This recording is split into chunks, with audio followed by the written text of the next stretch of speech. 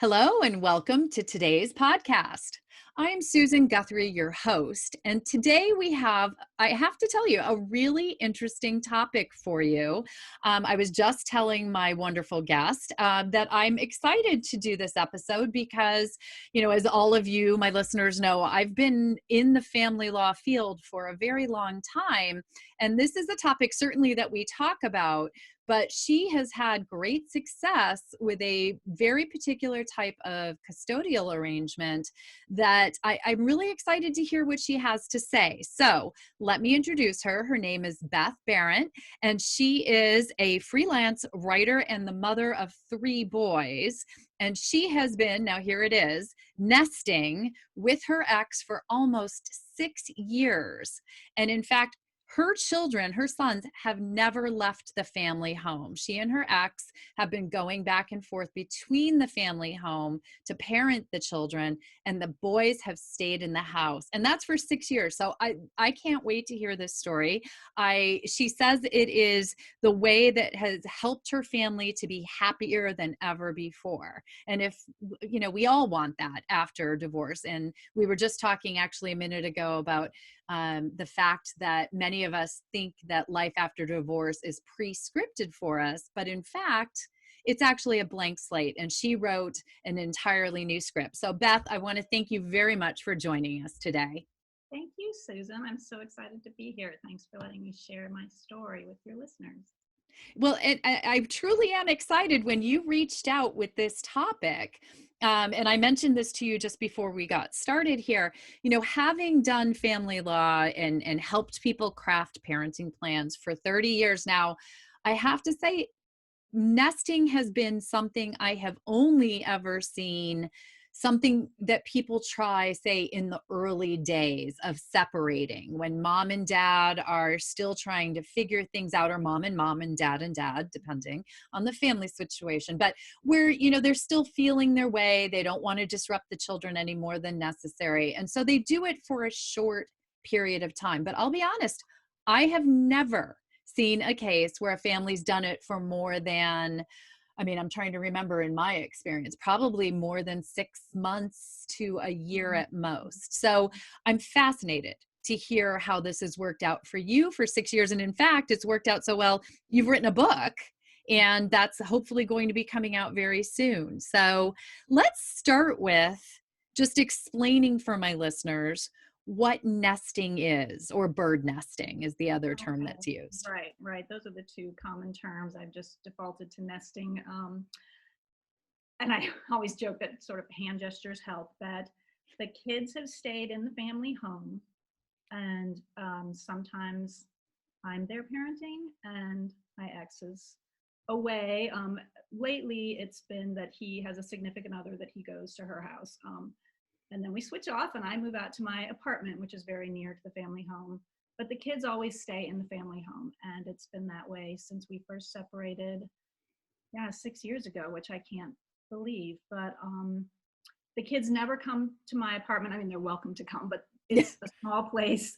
They don't stay with me. So all their stuff, all their belongings, all their homework is at the home. Their friends always know where to find them. And Bill and I have done different schedules throughout these years, but it's pretty consistently about a week on, week off, depending on his work travel or whatever else we have going on. But that's how we do it. And I have always found the idea, if you think about it just on its face, this idea that the children's lives are not disrupted any more than absolutely necessary. Really, the difference for them is that only one of their parents at a time is in residence, I'll call it, right? But they don't have to pack up their clothes and move to different houses every few days. They don't leave their homework at mom's when they're off at dad's. So there's a brilliance to it. But then there's also I'm sure the difficulty of it, because there's mom and dad going back and forth now. Sure. There is some difficulty, and probably I would say it's a little more initially it was harder than it is now. Now we've been doing it so long that, any of the kind of hot emotions post-divorce are way in our past now. There is some hassle for Bill or myself moving in and out. Occasionally I've shown up at the house and realized I forgot my laptop at my apartment, but compared to trying to keep track of 3 kids' stuff and there's 3 schedules, that's nothing. I will happily try and keep track of my own stuff to move back and forth and to try and keep track of their stuff. So in a way, it's a little bit selfish too. Yes, it keeps their life consistent, but I also think it's much less stressful for me. And the many stories of parents who are driving back and forth to each other's house to pick up stuff that was left behind, or the kid is calling from school that they left something at the other parent's house, and it's just really cut down on that kind of stress in our lives. So logistically, I highly recommend it. Yeah, well, I actually never thought of it that way. I've always heard, I've had cases where honestly we had to put right in the agreement, what clothing was going to be packed for the children as they went between houses, or that all of the clothing that came with the kids would be returned to the other parent's household. And so there's actually a little bit of brilliance in this, because you're right. It's much easier for me to pack myself as a grown-up. I know what I need. I know, how to do it in a short period of time, as opposed to trying to pack 3 kids. I have 3 stepchildren, and just the idea of going back to those days of packing them up to go back and forth. Yes, I'd much rather pack myself. So, but how did you even know about nesting when you and your ex decided to separate? I didn't. And I was reading Laura Wasser's book. I'm sure you're familiar with Laura Wasser. She's kind of a famous celebrity divorce attorney, has had a lot of celebrity clients. And she wrote a book called It Doesn't Have to Be That Way. And I just sort of stumbled across this book. Of course, when you're thinking about divorce, you're kind of looking for any information you can find. And her book was reviewed in the New York Times, I think is where I saw it. And I got it, and she mentioned it there in just a couple little paragraphs of different ways that people do custody after divorce. And as soon as I read it, it was just this light bulb went off, because that had been the big concern to me, of course, like any divorcing parent was. I knew it was the right thing for me to do and for my husband, soon-to-be ex-husband, to do, but I was really worried about the kids, and the thing that I was worried about was just upsetting their lives. And just, it hadn't even occurred to me that they could just stay in the house. And fortunately, as soon as I brought it up with Bill, he thought it was a great idea too. And as he said, it wasn't their fault that we're getting divorced. We're the grown-ups, and we should try and work out all the complicated stuff and let them just keep being kids. They were pretty young. Our oldest was 12, the younger son was 9, and the youngest was 5 at the time. And so, perhaps if your kids were different ages, maybe it wouldn't feel quite so important to do that, or it might be easier, but it just seemed like they really needed to stay in their family home and have the memories and the consistency and the comfort of that, because I didn't know what the divorce would bring. I didn't know how we would parent. And so there was a lot of unknowns. And so it was nice to give them this one consistent thing. Yeah, well, and first I have to say, I'm going to tell Laura that you said that about the book, because I know she'll be thrilled to hear it. We just actually did a program together, and we were talking about our books, and she was saying hers was such a long time ago, she didn't know if anyone ever even read it anymore. So I'm going to let her know it's still out there helping people, even if that was 6 years ago. So, the idea of it, of nesting, of giving your children that stability, of not disrupting their lives, at least initially. I agree with you. I would hear that, or have heard that, from almost every parent that I've ever spoken to as I've represented them in a divorce. And very much stability for children in parents' minds gets tied to the house, the marital residence, and not having to make that change.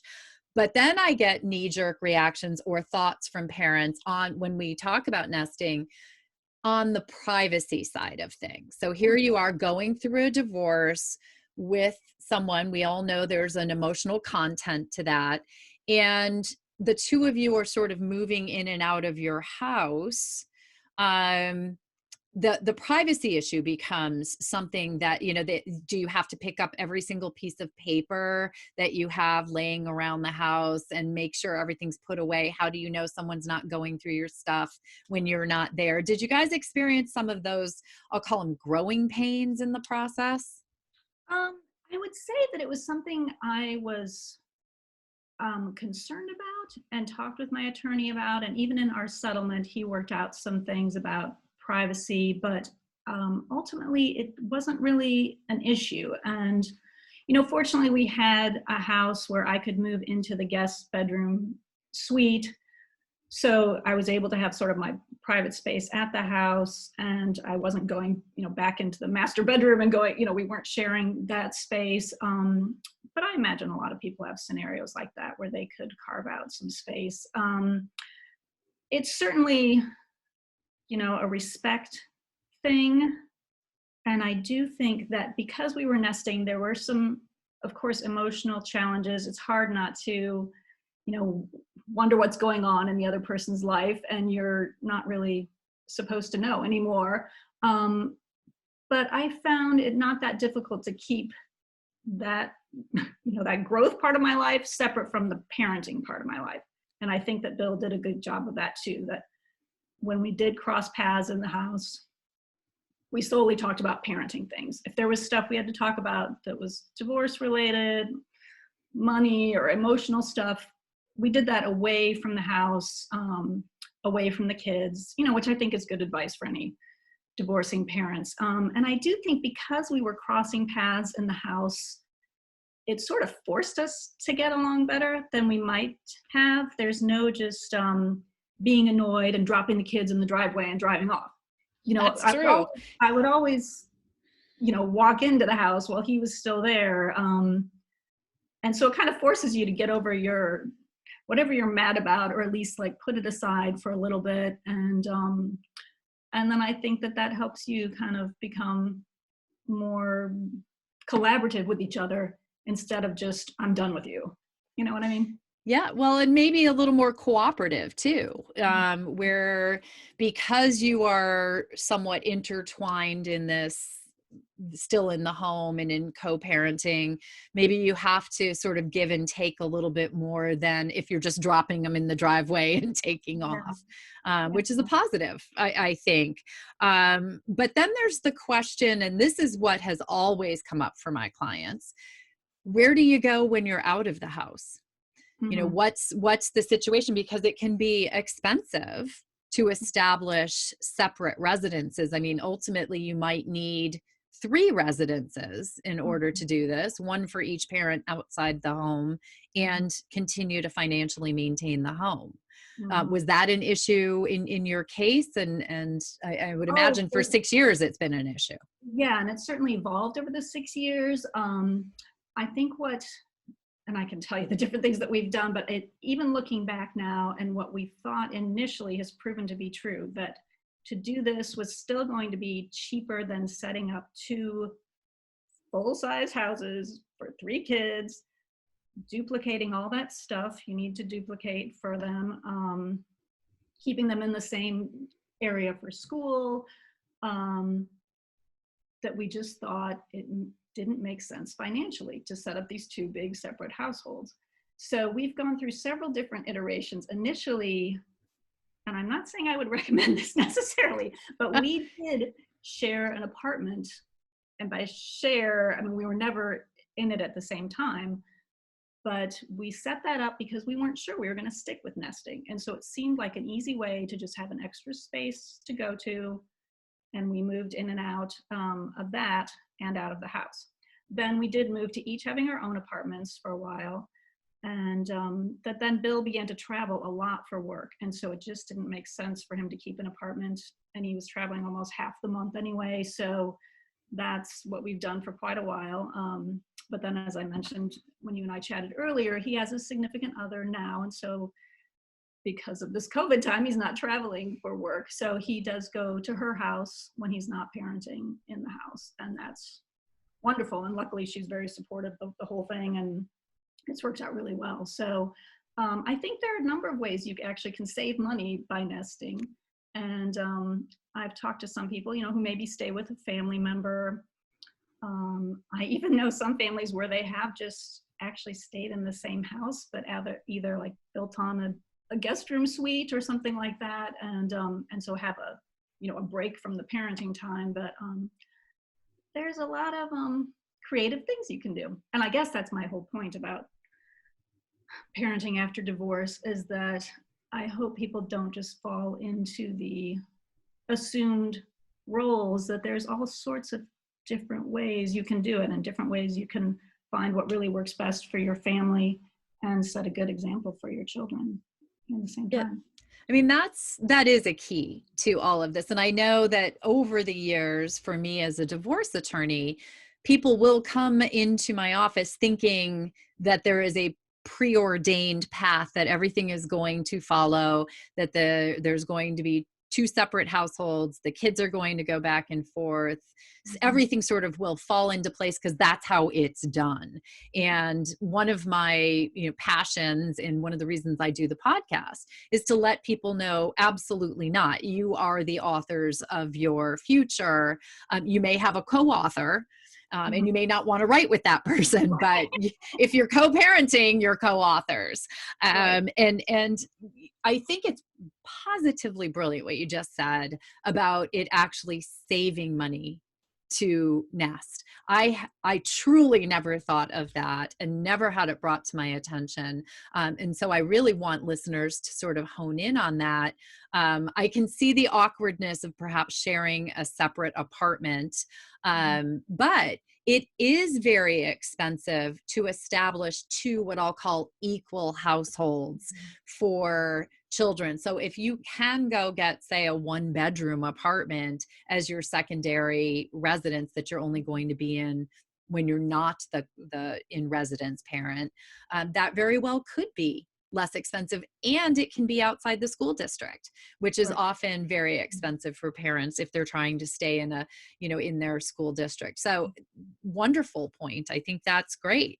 So, but what about your kids? How did they handle this whole thing? What'd they think of this mom and dad coming and going?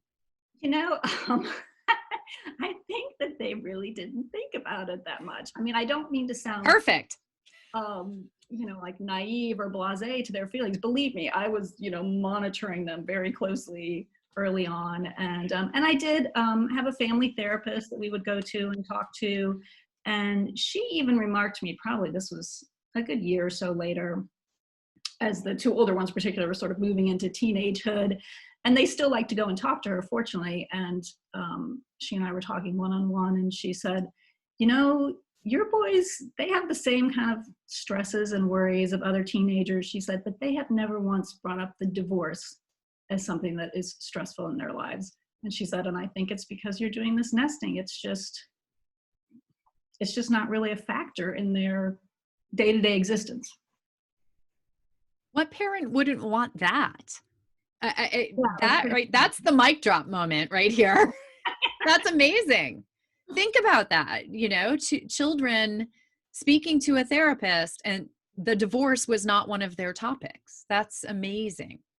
Well, thanks. Yeah, it was very rewarding to hear. And of course, and I asked them too, and I think that, it's important to remember that kids are, they're pretty, self-absorbed, and they should be, they shouldn't be forced to deal with my problems and my, they'll have enough the rest of their lives to deal with. I don't want to be the one who's bringing a lot of stress to their lives. Yeah, well, and dealing with the issues of going back and forth between households. I mean, I can say as a step parent who had one of the households that my stepkids were going back and forth between, that was stressful for them. There were times where I know that just, knowing, say on Sunday when it was later in the day, they would be going back to my husband's co-parents' home. there would just be a stress to the day because you knew it's almost like that. What do they call them? The Sunday scaries. Not that they were afraid to go to their moms. I just mean, it's Right, but almost like that end of this time. And now you go and it's a whole different life in a different way. So mhm, the ability to sort of keep things truly static for your children, truly the same mhm. for them sounds so intriguing. And I'm really hoping people will consider it much more often after hearing this. But something else occurs to me as we're talking about, you mentioned your ex has a new significant other. How, when you're nesting, and maybe this goes back to that privacy thing, how do the two of you date and move forward with your lives when you're still tied to your, sort of former marital residence and Mhm, that the co-parenting together there? Did it mhm. cause any awkwardness? I didn't find that it did, but it was very important to me that I brought it up initially with whoever I was dating.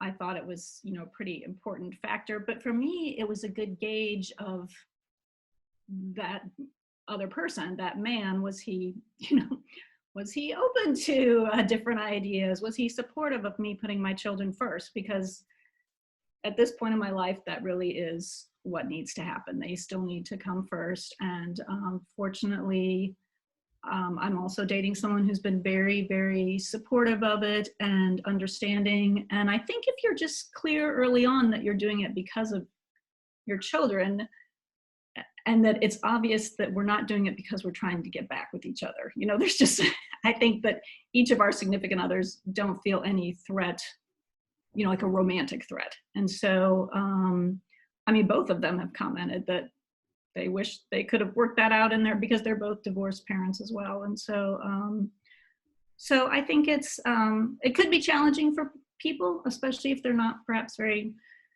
secure in the relationship. But I think if you have a good, solid relationship and open communication, that it really works out for the best.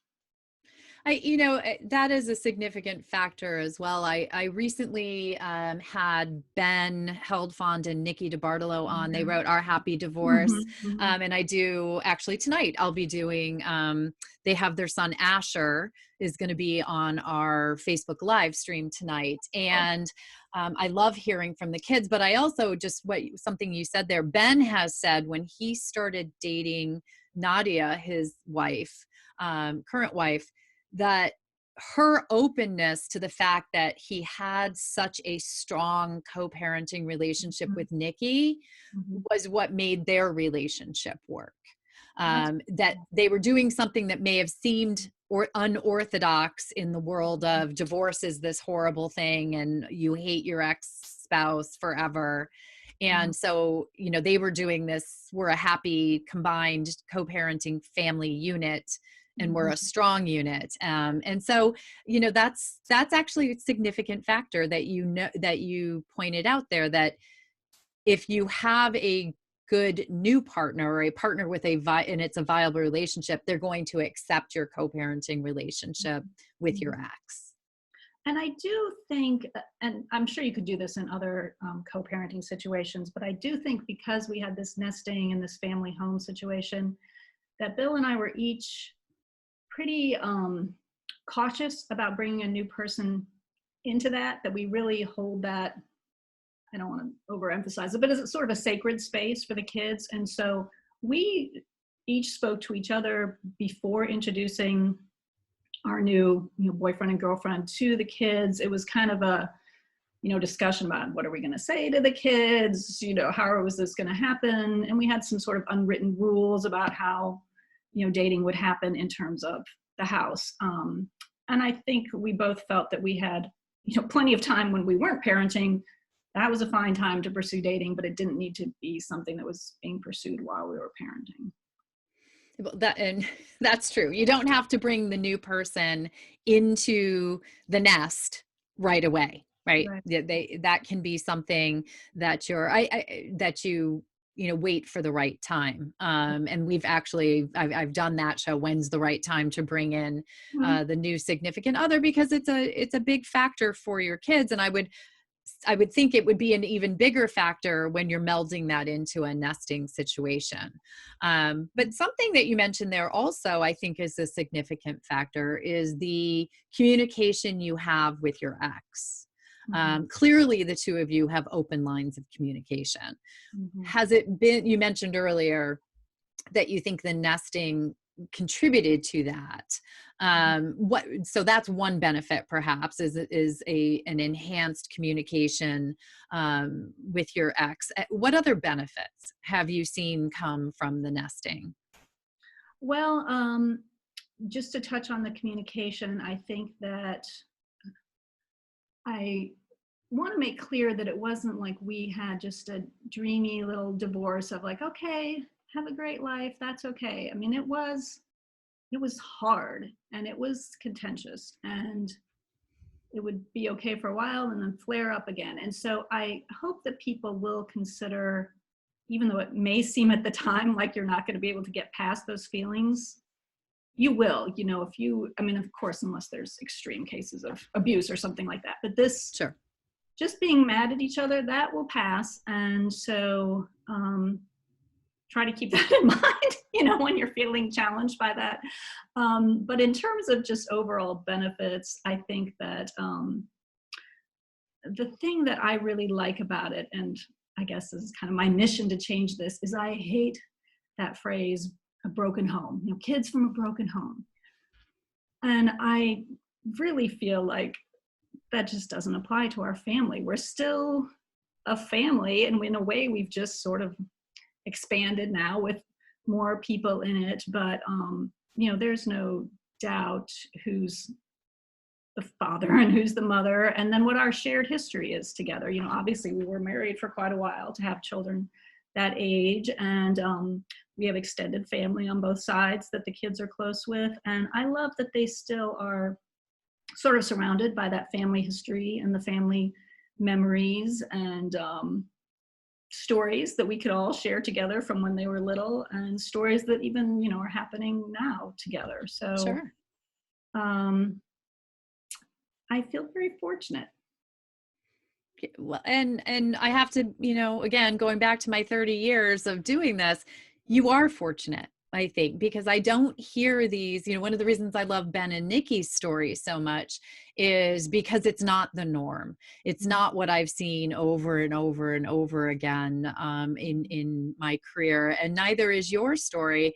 And the fact that you're sharing it and the success of that is, something to be commended and thank you. You should be thanked for sharing this story, because anything, it may not be that this particular nesting arrangement or this particular parenting plan works for someone, but just going back to the very first premise of, you can work something out that works best for your family. I always call it, a restructuring of family. That's what you're doing. And you just said that. You said, we're still a family. We're just a little expanded and a little different style. But I love that. And I really appreciate that you came on to share this. We don't get a lot of time in a half hour to really take a deep dive. We talked about this, but you do have, how can people get in touch with you and find out more and find out when the book will be coming out? I have a website called familynesting.org, and they can go there. There's some videos. My children talk on that website too. There's some of the articles I've written, and they can subscribe to my mailing list there, or they can email me directly. I'm happy to answer questions, give encouragement. I love hearing from other people and how they're figuring things out too. So I'm so glad I got to share this story with you. I appreciate it. Well, I appreciate it too. You reached out, and the minute I read this topic, I saw this topic, I knew it was a show I wanted to do. So I very much appreciate your sharing your experience. I hope that it is inspiring to those who are listening, because I think my favorite thing that you shared is that it was really, it had its really hard moments, because people do need to know that as well. It's not all sunshine and flowers when you restructure. I've been divorced myself. I can now talk to my ex very easily, but there are those times when you have to just bite your lip and cover it while you're faking it till you make it. But you guys made it. and that's inspiring. So thank you so much, Beth. Thank you. Thanks so much.